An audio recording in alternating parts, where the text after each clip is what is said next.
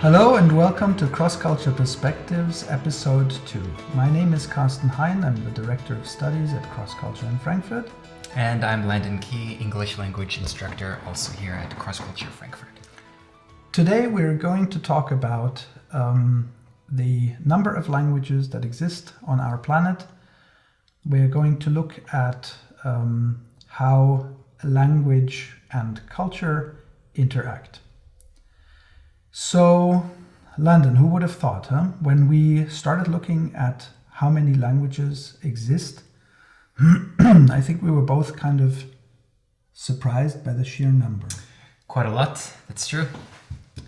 Something like more than 7,000 spoken on the planet.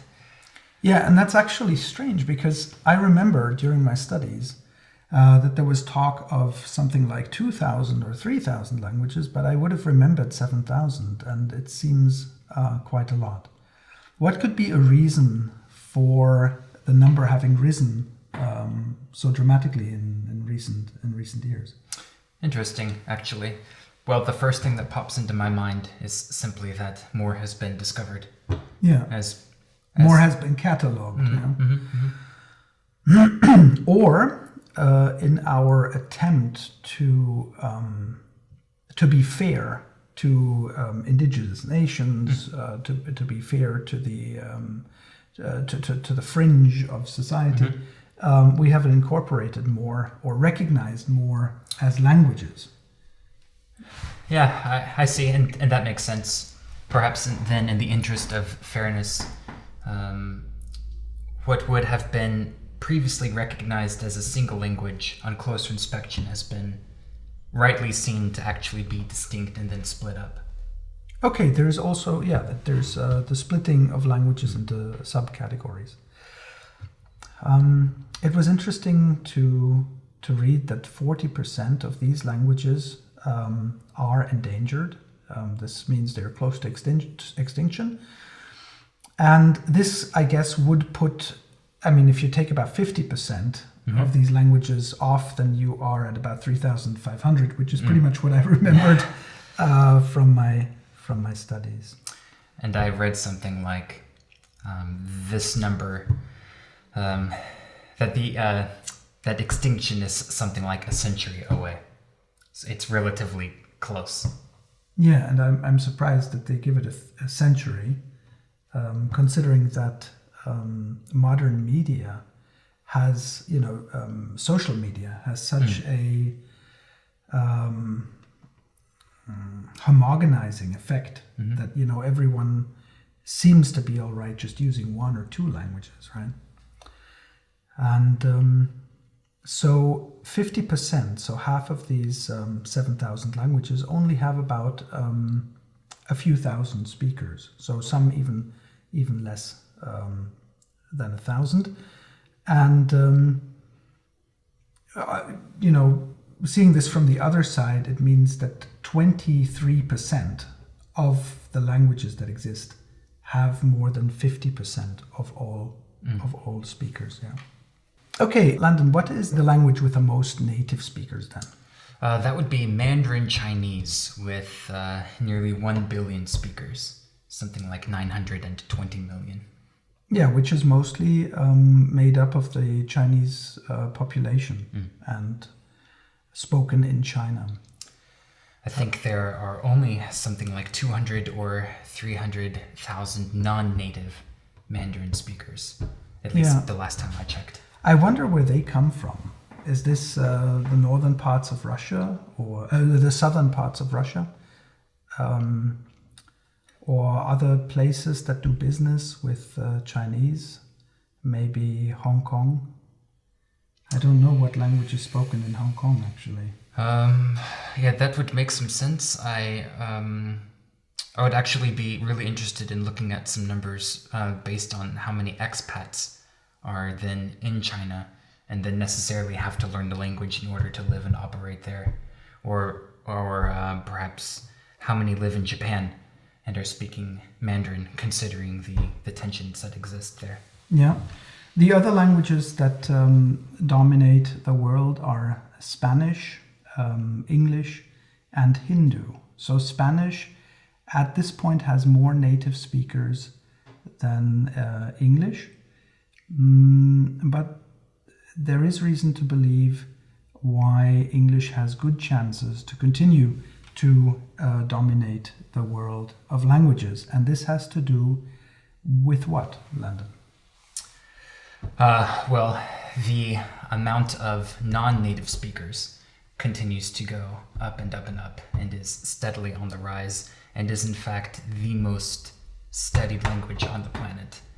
And that has definitely contributed towards the rise in numbers and the increase of English language speakers. Fortunately for us as English language teachers. Yes, that's right. It's job security. Yeah. Well, is it really? Because if everybody speaks English, then what job is left for us to do?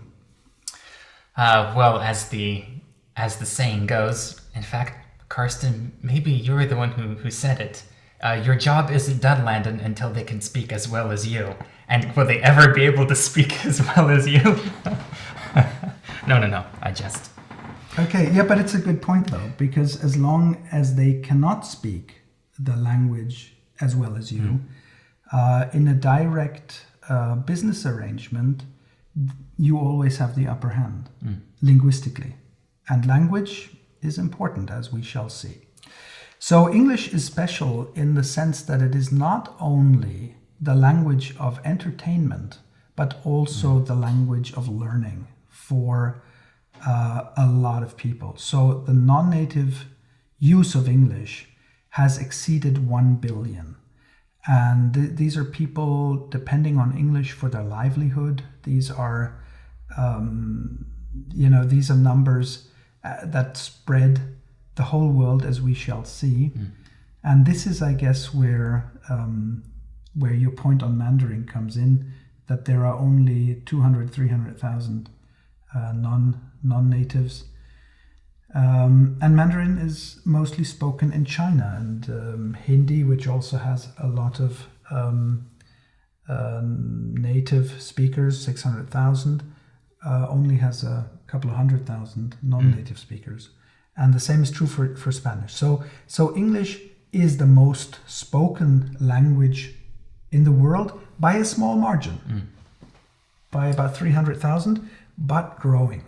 Not sure how accurate it is, but a while back there was a meme that kept getting reposted on Twitter and Facebook. For those who are bilingual, can speak English and Spanish, they can communicate with 80% of the world and have the greatest opportunity of encountering someone that they can interact with in terms of language, if you know one of these two languages or both. Yeah, I wonder how that is for the Chinese, if any Chinese will learn Spanish. I mean, a substantial number. Probably, if they communicate with the outside, it will be in English. A direct comparison of English and Mandarin, what can we say, Landon? In terms of the non-native speakers, as we've covered, thanks to things like media, music, radio, television, YouTube, the entertainment industry, there are so many more non-native speakers of English than there are of Mandarin. English is simply just that much more dominant on the worldwide stage. Yeah. And this goes back to colonialism. The idea that the British did not want to sit on this small island of theirs. The room was scarce. There was lots of hierarchy to be dealt with. And so they built vessels to sail the globe, and they needed to go out and venture into the world because the home territory was quickly explored. So sometimes I think Robinson Crusoe is the original story of being English. Yeah, colonialism, for better or for worse, definitely is the instance that popularized English. There's no doubt about that. And although the age of colonialism is over, English is here to stay. Its numbers are only going up. Yeah, and now we have the age of capitalist expansionism. And that is, some would argue, a new form of colonialism, only that everybody gets to play a part. So we've talked about the spread of English. Now, because this episode is recorded in Germany, and because the Germans always feel that they have made an important contribution to the landscape of languages, pointing out that English is in fact a Germanic language, and that German was almost, by a small margin, voted the language of the United States of America, the official language. I don't know if this happened, if it was really by such a small margin, but we can now say that German speakers are in position 12 in the world ranking language list. Position 12 is not bad if you start from 7,000, but if you consider that 11 other languages are ranking higher, it's probably not very satisfying to the Germans. Who knows? Although German is still, as far as economics are concerned, still the business language, apart from English, the business language of Europe. MIT produced some kind of study saying how much more the average American salary is over how much more an American can earn being able to speak German in the business world, because German is still the business language of Europe, with Spanish on the rise. Yeah.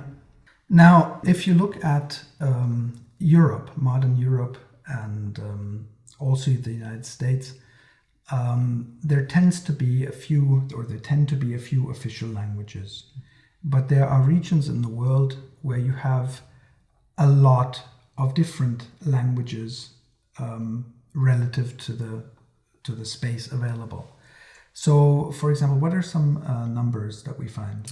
Yeah, so something like 2,300 in Asia, with Africa shortly behind that at 2,200. The Pacific has 1,300, and South America with 1,100. Yeah. So that's a lot of languages, and it's mostly sort of because ethnic groups have their own language. Sometimes perhaps it's a borderline dialect, but yeah. And what I found interesting, and this is also why I wrote this down, that the Pacific region and South America taken together make up 1/3 of the world's population, and their languages mostly have only 1,000 speakers. But that makes up these languages. These small languages are the everyday communication tool for 1/3 of the world's population. That's quite amazing, I think. So there's a lot happening that we don't even understand. Yeah, that's true. That's right. Understand or consider. Yeah. I'm even a little jealous because in parts of the world such as this, it would require you to know more languages in order to communicate with more people, unless you were just confined to your circle. I know one of my best friends is Kenyan, and he speaks something like 4 or 5 different languages, because growing up in his village, there were so many different kinds of people. In order to be able to do any kind of business or any kind of interaction, you had to know a little bit of everything. Yeah. I don't know how such people keep it straight in their mind, but this is for Africa. This is certainly a phenomenon. Yeah. So, but then if you consider that English is making its way forward as the world language, and if you consider perhaps also that there is a struggle for the dominance. I know that the French are always interested of advancing French interests, I mean linguistically, and are appalled by the English speakers' use of French loanwords. Language is always a form of power. Yeah. A side comment maybe, but I've spent a little bit of time in France, and I'm always not shocked, not surprised, but maybe taken aback that there are many English speakers amongst the French, but they just refuse to speak English. They understand you and answer in French, or don't answer you at all. And it's a little strange to me whenever I'm traveling that way. But yeah, they are very proud of their language, of course. So the message being, speak my language or go away. Yep, that's right. I used to have quite a number of French participants in one of my courses, and I had to ask the question. When I'm in France and I'm speaking English, I know I'm understood. Why am I not being responded to in English? But the answer was that French speakers are somehow sensitive about their English speaking abilities. Amongst other groups, they're more embarrassed or they're shyer about their English. I suppose that plays a part as well. Well, I think that, the idea of being cultured or being perceived as a well-cultured individual is important to the French understanding of themselves. And I think the inability to speak a language well would be considered an aspect of being uncultured, uncultivated, and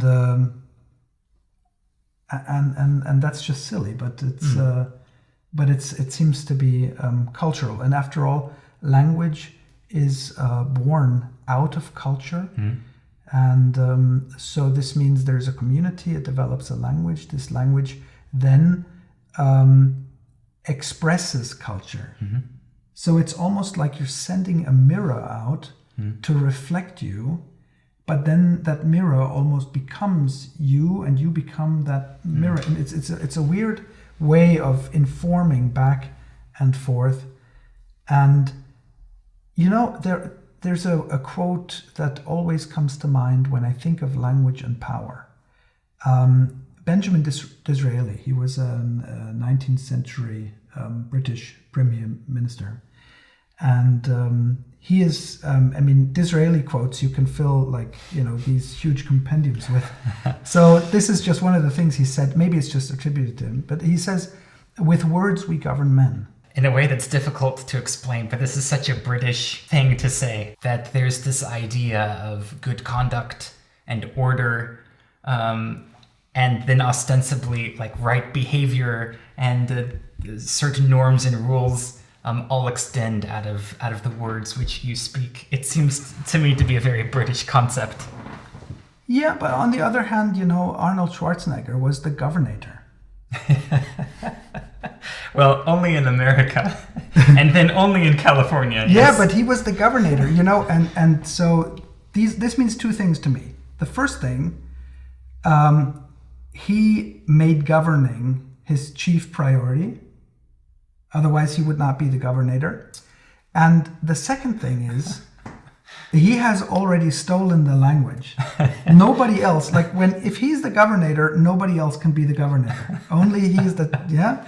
Okay. And people were afraid of him, of course, because he was the Terminator made governor, which is crazy, yeah. But there's an even older saying that has to do with warfare. You probably are referring to the pen, and the pen is mightier than the sword. Yeah, there you go. And look at what's happening in Russia now.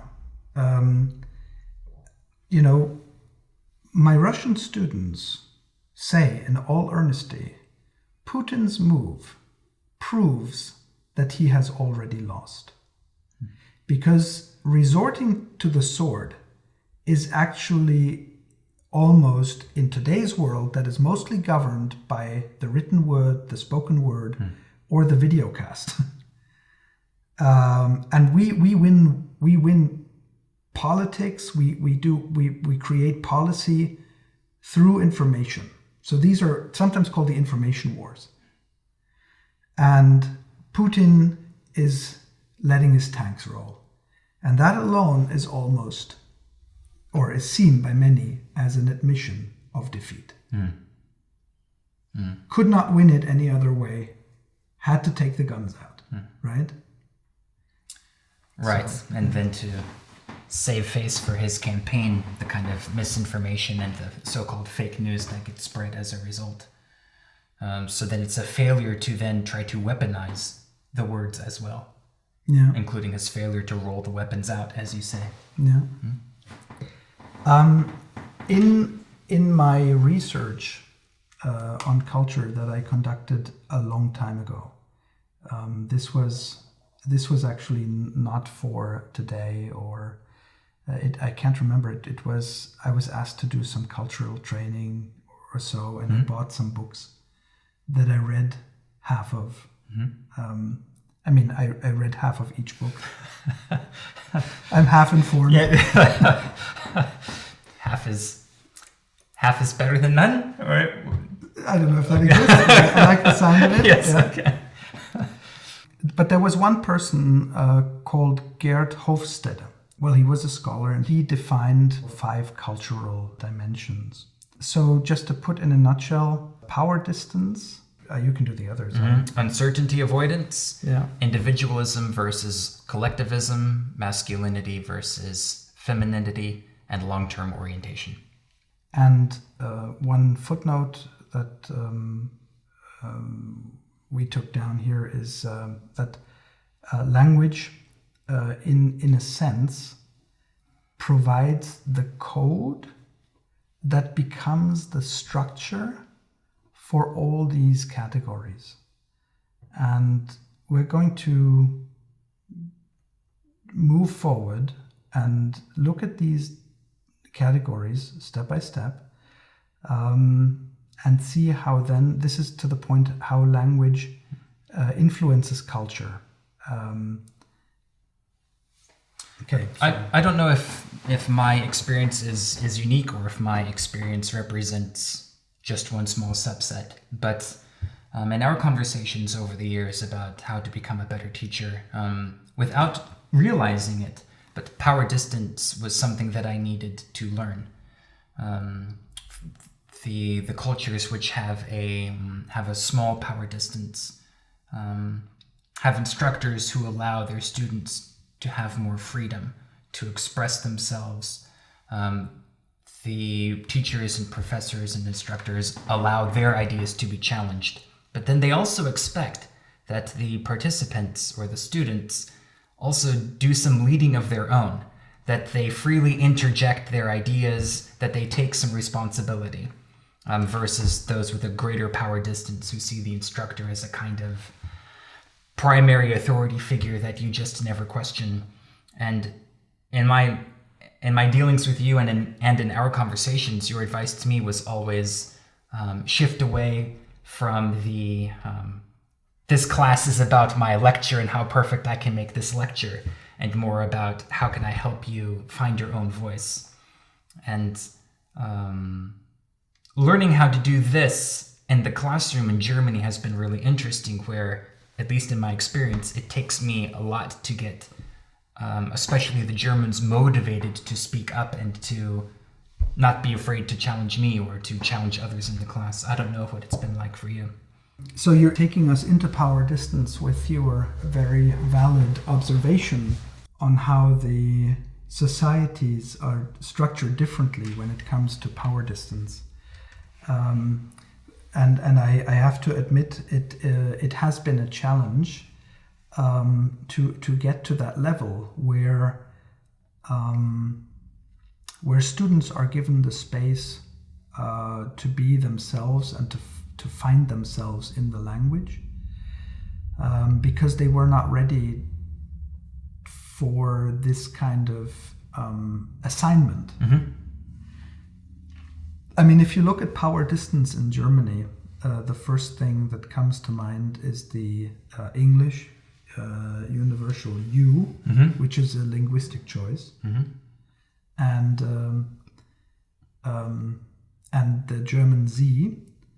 And wouldst thou continue?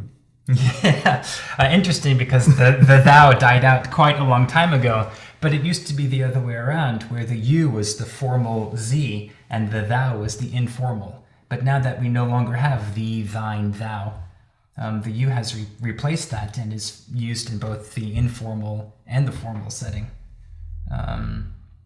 Unlike German, that definitely makes that distinction. And for me, anyway, it's much easier to conjugate with Sie. But I see the weird looks on people's faces when I, with my friends or family, speak in Sie, and they give me this look like, Landon, what are you doing? We are, you can, how do you say it now? You can duzt me? Duzen? Yeah, that's it. Yeah. Sie puts a bit of space between people, right? And whereas you is sort of like forms a brotherhood of men, or man, we should say, not men, man, mankind and womankind, and kind women too. Okay, then there is a tendency of using the last name, calling you Mr. Key, and or calling you Landon. When I'm at the university, I refuse to have anyone call me by my first name, just as a matter of principle. When I step into the room, I'm Mr. Key, no matter what. But when I'm at home, or when I'm in the States and I walk into a bank and someone says, "Oh, Mr. Key, how are you doing today?" I think, how weird is this? Just call me Landon. There's no need to stand on ceremony here.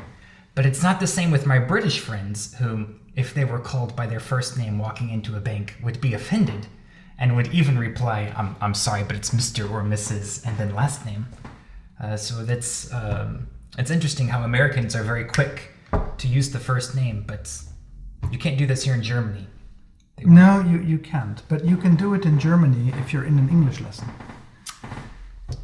I wonder if that's because as English speakers, we create the culture of acceptability. I wonder if they would not instinctually use first name first, but because we set the parameters of this is acceptable in an English-speaking environment, that we change culture for them. Yeah, well, in a language lesson, I usually feel that I'm in charge of the lesson. I'm the master of ceremony, so to speak. That doesn't mean that I have to do the actual dancing any more than the others do. I think everyone should contribute in the same way. But I think when it comes to the basic rules, then I can say, well, we're on a first name basis here because I want this to feel like family. We're like, this is where I want you to feel at home. So, and there's one thing that a more distant or power distant culture formulates personal findings. So, for example, in German, I very often heard, and even in my own family, I very often heard people speak in about Mann. Man freut sich dann und so, yeah. So one is happy. I mean, if one is happy, do you mean yourself? Are you talking about you, or who are you talking about?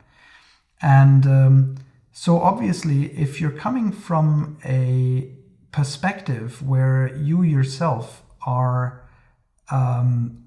distant from the others, then speaking about one when relating to your own experiences may be excusable because it's in keeping with the general setting. But in the end, it is no wonder that we come to a point where personalities that are like the peach or the coconut. Do you know what is meant by peach and coconut? Sure. So in general, peaches are soft on the outside, friendly enough, open enough. They're easy to engage with, but then they tend to be guarded on the inside. It takes a while to break through the hard center. The opposite for coconuts, who are very hard on the outside, have the appearance of being off-putting, but on the inside are actually very friendly. It's just a different way of expressing themselves and of then tailoring the language. What is that thing called inside the peach? Is it the pip or the stone? The stone. Okay. What's a pip? Or the pit? The pit or Pit. the stone? Pit. What's a pip? What's a stone? What's a pit? Let's see. I think peaches have stones, cherries have pits, olives have pits. I knew about the olives. What else? You've caught me off guard with this question here of fruit and seeds. Okay. Something else, surely. Can't think of any others off the top of my head. Well, I don't know, you see, and we can't Google it now, so we'll have to work on this. It'll be our homework. But then when I think of coconuts, I think of this hard outer shell, and then this hard outer flesh, and then this nothing. No. It's just watery substance. I mean, what can you do? You can just drink it. Yeah. It's a stereotype, but I think the stereotype is true. When I first came here to Germany, Germans to me appeared off-putting and rude because the first expression I saw was a kind of hard look. Yeah. And I wasn't really expecting it because everywhere you go in the States, especially in a customer service centric culture, it's nothing but smiles and laughter and jokes. But once I got used to it and got to know people, I found that some of the folks in my town are some of the nicest, warmest people I've ever met. I just didn't recognize it at first. It took a while for them to get used to me, for me to get used to them. It's a longer, lengthier process. You have to build up that level of trust. But I think, the coconuts aren't fooling me anymore. Underneath that gritty exterior, there's not nothing, but there is a warmth there. It's quite nice if they let you in. Yeah. Speaking of warmth. Yeah, that's right. It is. Yeah, sure. When I first came here, I sort of fell into this depression because of this circumstance. That there was very little in terms of empathy showing on people's faces. And I came, of course, to a city that was populated by people who were not actually living in the city, but merely working here.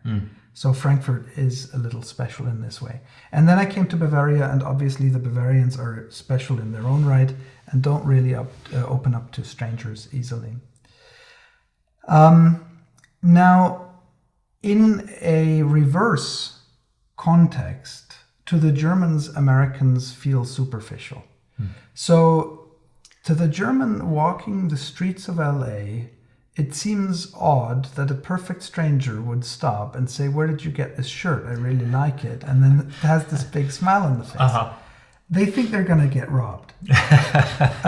It also seems strange for strangers or for perfect strangers to ask how you're doing and to show real empathy. It seems very strange. And then the Germans try to switch character and think, they are all my friends, and then open up completely so the coconut turns into pulp. But is that unfair? But then the result is disappointment, because of course the American turns on his heel and walks away, not remembering much of the communication, and the German is hurt because they have shared their private experiences that were normally reserved for family members. So there is this big misunderstanding in two cultures that are based on Germanic, on a Germanic language root. I was in Latvia on vacation and did my best to be friendly. And as an American, for me, being friendly is the laughter and the smile and the hand movements. And the Latvians are a culture where if you express these kinds of things, you are seen to be an idiot. And in my dead set American ways, the more I tried to be friendlier, the worse I made the situation for myself. The dumber and dumber I appeared to the Latvians who, were serving me at the restaurant or handling my ticket information. Very interesting. And they probably, you were like, so you mean that I don't come across as, very sophisticated? And they're like, no, London, an idiot. Yeah, right. Do you need help understanding this word? What is it?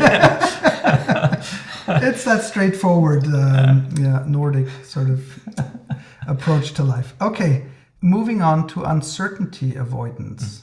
What are we talking about? What does that mean, uncertainty avoidance? Yeah, this is how well you handle the unknown and the kind of choices that you make in choosing to respond to things that are outside of your comfort zone or appear to be dangerous or threatening. Yeah. Outside of the comfort zone, but this is not only the personal comfort zone, but it's almost like there is a comfort zone in society. So, doing the expected, staying on the well-worn path, which is almost like a virtue in some cultures. Oh, she stayed on the well-worn path of her father or her mother, and she she continued to do exactly what they did, and she was so successful. To an English speaker, what a boring story is that? Sure. Yeah. So basically, people who have their mind set on preserving what they have are by nature risk avoiders, running away from dangerous things. Whereas in the Anglo-Saxon world, maybe because they all had to get on ships to sail the earth, there's more a running towards. There's more the fortune seeker is celebrated. And the explorer is given prevalence over the know-it-all. It's not ancient wisdom that is celebrated to the same extent as is new ideas. So there is a prevalence of asking over the telling, and people actually encourage others in this process. So you find mutual encouragement for new ideas. Whereas in the more static culture, the one that celebrates what they have already achieved, you find more envy of the success, of the new, because nobody else tried it.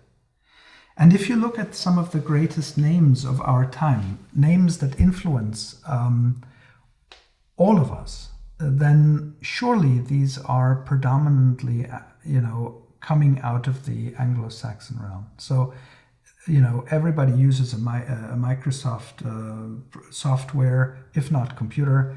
So Bill Gates comes to mind, who, again, from his garage, started a business that, with worldwide success. Same is true for Steve Jobs. Out of the garage, started a business that became a worldwide success. Michael Jackson, from a young family of 5 kids, grows to stardom. In modern times, Elon Musk, Jeff Bezos, these are all not people who celebrated what their forebears, how do you say? Forebearers. What their forebears achieved, but who thought outside the box, and who found encouragement in their environment. It's a typical American attitude as well, of kind of pulling yourself up by your bootstraps and heading into the unknown with nothing but what you can carry and surviving on pure grit and your wits. It's the next frontier. Yeah, that's right. And it's also interesting how, despite the huge successes that the persons you've mentioned have enjoyed, they're certainly not without their scandals. but what they're remembered for is not their scandals, but for their successes. And the tendency is to overlook certain aspects and say, well, okay, that might be true, but from the garage in the 70s, built from nothing. It's a particularity of the culture, I think. Yeah, and it's a part of the culture that I embrace. I love this. The entrepreneur, the American entrepreneur, to me is really the role model for, or should be the role model for, I don't know, for much more than it currently is. I'm not saying, elbow your way through, but I'm saying create something meaningful for everyone. This not directly to you. No. I'm saying create something meaningful. Okay, so the individual or the collective. We're talking about where the source of strength and empowerment comes from. For the individual, of course, then it's from the inside out. I'm fueled by my own willpower. I set the course of my life. I determine my future, and I set my own standards, as it were. I compare myself against myself. Whereas in a more collective society, there might even be a particular role model that that entire groups of people want to conform themselves to and base their lives on. And if not that, then it's not necessarily about the way in which I view myself, but the way in which others view me, and where the individualist might say, okay, my role is this one specific thing that has to deal with me. Then the person in a more collective-based society might say, well, I'm just one link on a greater chain. This is how I'm connected to others. Yeah, I mean, of course, it makes sense to get the balance right. I mean, you can't be a 100% individualistic, sort of self-sufficient. I mean, no man is an island, right? They say that sometimes, no man is an island. I don't know what that means, but I guess it means that we're not alone in this world. But on the other hand, there is, embedded in the German language, there is a certain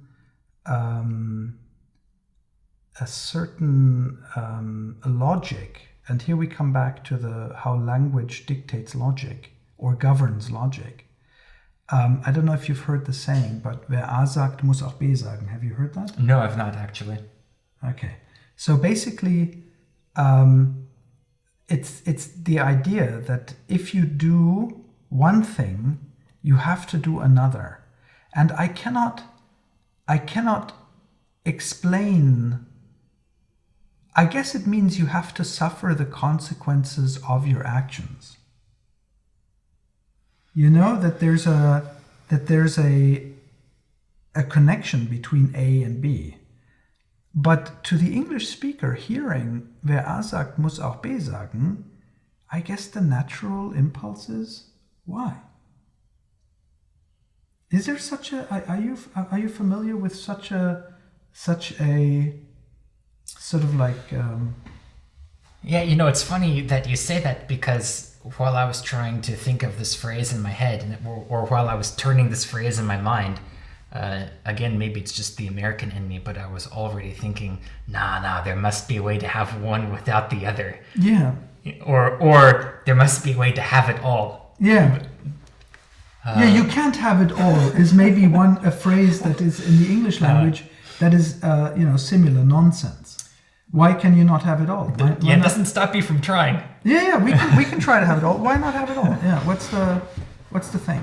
Masculinity versus femininity. In a masculine society, we would normally assume that logic governs the way forward, which does have its shortcomings.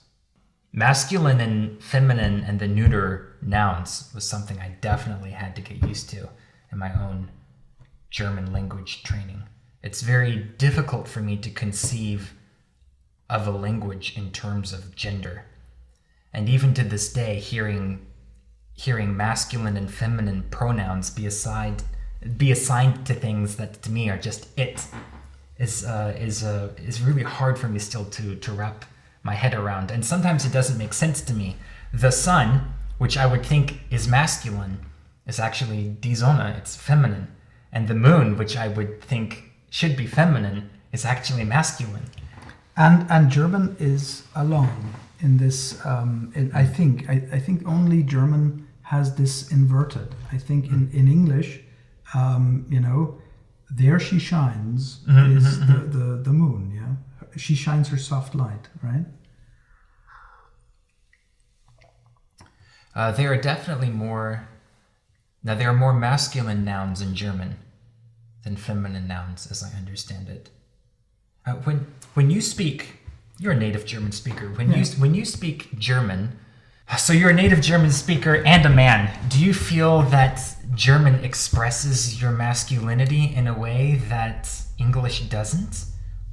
Or do you feel more in touch with femininity speaking German than you would speaking English?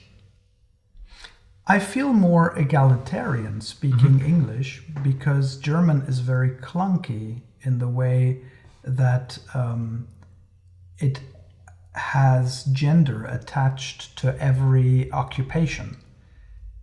Liebe Busfahrer und Busfahrerinnen, liebe Schüler und Schülerinnen, liebe Teilnehmer und Teilnehmerinnen. I'm so sick of this. Come up with a gender neutral form already. Do it. So many languages have mastered this. Master it, but don't make it clunky. This is so clunky. This should be done away with. This is nonsense. I mean, I'm a personal anti mention both kind of person. That's all right as long as it's not COVID. Yes. Okay. No. Just my allergies. Yeah. So other societies that are more feminine influenced, they would suggest that if logic governs the way we're lost, intuition is the sum of all information that we have. So it is what was and what we think will be and what we have available today. That's intuition. And that's a very powerful thing. So in a male-oriented society, you say dominance is the way to power. And whereas women are more into networking and saying knowledge is the way to power. Yeah?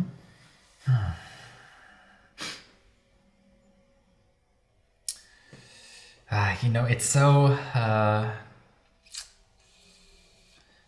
stereotypical isn't the right word, controversial isn't the right term, but the language being what it is and the cultural implications that are attached to it means that the male who identifies more with a non-male way of doing things, at least as the society has determined non-male to be, is at a disadvantage, or is seen as somehow being a traitor to his sex. And then it would be the same for a woman as well. And there's a kind of power shift, I feel, or a sort of power play in the language. There's a battle over the convention, I think, taking place. Yeah. But if you look at other male behavior, that's like if you make errors, you can never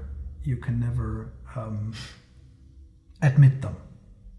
Like if a guy is in a car driving and he's taken a wrong turn, and she says that was a wrong turn, he'll be like, no, it wasn't. And never ask anyone how we get there. Okay, sure. So today I think there's an alternative to this, as I think we have learned that we actually benefit from our mistakes. There's a lot of learning in this.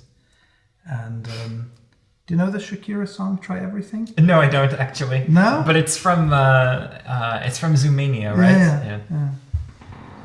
It's about falling and getting up again, and which is essentially the learning style of a baby. but if it works, why not? Our final point is long-term orientation. How much do we care about the future of our generation, of the next generations, etc.? And this is, I think, where German speakers are quite advanced, perhaps because they don't think about how, or they don't think about what they will do as much as they think about how they will do it. And in this context, if everything is already set, it's probably easier to think about the future. What is it? I mean, when you speak to your German students in class, do you feel that they spend some time thinking about their futures?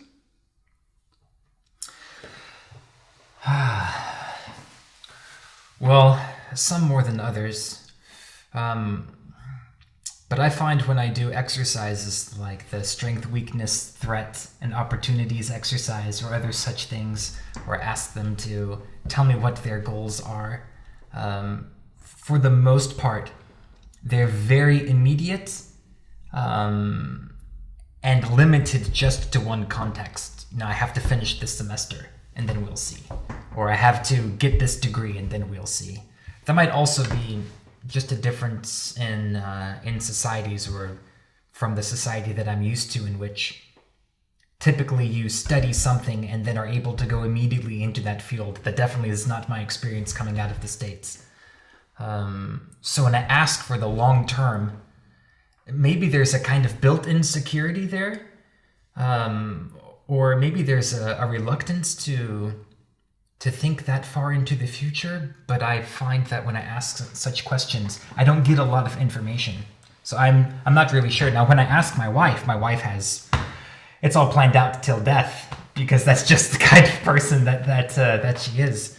But in general, when I ask such questions like, you know, where do you want to be in 5-10 years? Let me get through the week first is normally the kind of response that I get, especially with some of the university students. Yeah, that's right. Yeah, but okay, that's an age thing though. And your wife is obviously not at university anymore and has a few more things to tackle. So to finish today's episode, how do you feel when you are comparing these two languages or conversing in these two languages, other that perhaps German is not as fully available as English? But do you have a personal experience where one language might be more useful than the other for something? Up until a certain point, German was the language of philosophy and theology, and having a degree in theology, some German study was necessary in order to be able to read certain important works in the original language. German is a very philosophical language inherently. There's something about the language that lends itself to being able to describe such concepts, in a way that English can't. On the other hand, I find that technical things are easier to understand, or just seem to make more sense in English. Manuals and mechanical processes. These things somehow seem much more straightforward in English than in German, especially if it's done in the English imperative and the sentences are just short and to the point. You need more information in German to say the same thing. At least that's my experience. I completely agree, because I used to write operating manuals sometimes for the German and American market, usually just for the American market, so there was no German. But when we wrote documents that had to contain both German and English, the German version was always 1/3 longer than the English version. And I guess this proves the point that you're making. Okay, so we have today extensively looked at the languages that exist, where they are spoken, in which numbers, which languages are used for international communication, and the cultural implications of language when it comes to organizing our lives.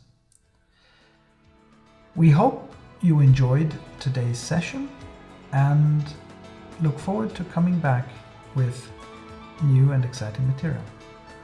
I'm already ready for episode 3.